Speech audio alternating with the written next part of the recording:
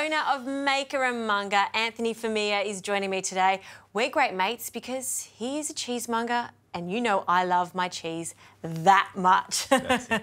What are we doing today? So today we're going to make a very delicious and traditional baked ricotta. Yummo. So we're going to take Mediterranean flavours, infuse a ricotta and then bake away. It's so simple and easy to make. Yeah. Bang. Let's go. Let's get on with it. Yep. All right. So talk to me about ricotta. What are we looking for when choosing a good quality ricotta? So the smell and the appearance first. You want something that's really ivory in colour. You don't want something that's too off-white. And it doesn't matter if it's a little bit firm, because when it's firm it makes it perfect for baking. Even frying, like if you ever have leftover ricotta in the fridge and it smells okay, frying it in a frying pan with your scrambled eggs for morning is delicious. Great tip. Absolutely delicious. So we're doing garlic and ricotta combo. So it's almost like making a fondue. You're just infusing the garlic flavour without the pieces. I guess you don't want that garlic to overpower the whole dish, so it's just a subtle... It's just that gentle hint. Yeah, nice one. Perfect. Great. Yeah, so we're just going to grab the ricotta and just put it into the baking dish. Okay. Let's turn it out. There we go, perfect. Oh, cute. And just going to be drizzle a little bit of olive oil just to get it started. Yeah.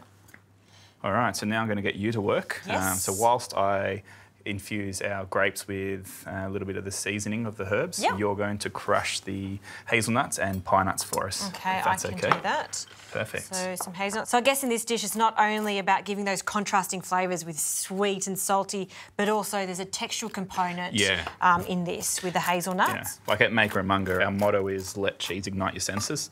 Ooh, and I like with that. your senses, it's all about flavour, aroma and texture. Nice.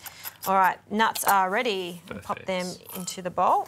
Awesome. Okay. So all I'm going to do with these little guys is put a little bit of olive oil and pomegranate molasses. Okay. And then we're going to finish the baked ricotta with the pomegranate molasses again. Pomegranate molasses. Now this part of the dish can be done the day before. And it just helps infuse the flavours even more. As in, we can do the grapes the day before and really let them almost macerate. Yeah, 100%. Good idea. Love it. So if you want to grab some of the herbs for me. Yes. Okay, so a bit of thyme. Yes. And some fresh oregano. Beautiful. I love it. A few little sprigs of that. Yes. Great. Alrighty. So then very simply, that just goes over the top. If you have got time, you can split your grapes just to give a bit more flavour release there. That's I think they look great whole. Yeah. Awesome. And then just with the Kalamata olives. Perfect. Wow. Awesome. And then just a little bit of pomegranate molasses on top. I just want to infuse it, not too much because it is really sweet, this thing here. Yep. And then if you want to sprinkle both the hazelnuts and pine nuts on top, and away we go. Okay, there we go. Then this goes into the oven. What temperature and how long are we going to cook it for? So 180 degrees for about 20 minutes there, just until the ricotta starts to go brown. Love it. Can't wait to try this one.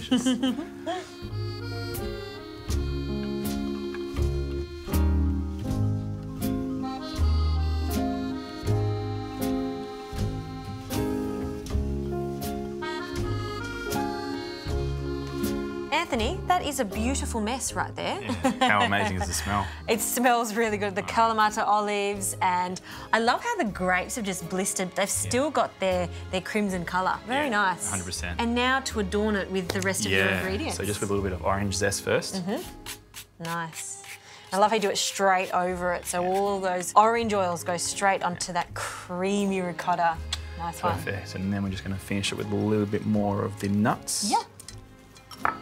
Again, just a hint of that pomegranate molasses because you don't want this to overpower the dish. Nice. And then just a hint of chilli, just to bring out all the flavours. A little bit of chili bay.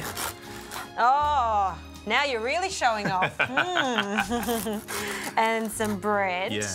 Crusty bread. Perfect. That and then is, I mean, I don't even want to look, put it on the side. The final garnish is just a couple of twigs of thyme.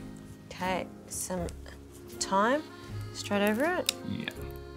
Let's let it rain thyme. Wow, so many flavours going on there. But I think the beautiful thing about ricotta is it's a base and a great carrier of flavours. 100%. All right, let's have a taste. Yes. Oh, look at that ricotta. So good.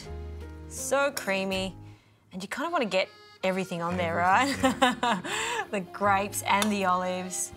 I'm going to have to use my hands here. We're allowed to? Fantastic. Yeah. Do it the chef way. Yum. I was thinking, wow, there's so many flavours going on, but it is just the best flavour bomb. It really is, because it's salty and it's sweet and it's creamy. It's that type of dish that puts a smile on your face. Yep, you said it. Yeah. I'm smiling.